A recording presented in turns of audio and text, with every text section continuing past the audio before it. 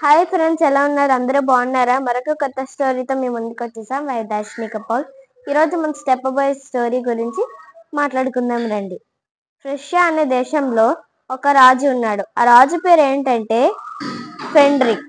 అతను దేవుణ్ణి నమ్మలేనివాడు.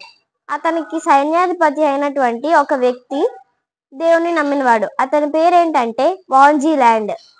ఒకరోజు ఆ రాజు ఒక విందు పెడతాడు. ఆ విందులో యేసు ప్రభు గురించి అంటే హీనంగా మాట్లాడడము, అంటే చమత్కారంగా మాట్లాడి అక్కడున్న ప్రజలందరినీ సంతోషపరుస్తూ వాళ్ళందరూ తలలు ఊపుతూ ఉంటారు. అక్కడే ఉన్న సైన్యాధిపతి అయినటువంటి వాంజీ ల్యాండ్ కి కోపం వచ్చి అతను నిలబడి, మీ కొరకు నేను 38 యుద్ధాలు చేసి గెలిచాను. నేను వృద్ధుడినై ఉన్నాను. త్వరలో మీకంటే గొప్ప రాజ్యంలో ఉండే భాగ్యాన్ని దేవుడు నాకు ఇస్తారు అని అతను చెప్తుంటే, అతను మీరెందుకు నా ప్రభు గురించి అలా మాట్లాడుతున్నారని వాళ్ళని ఖండిస్తాడు.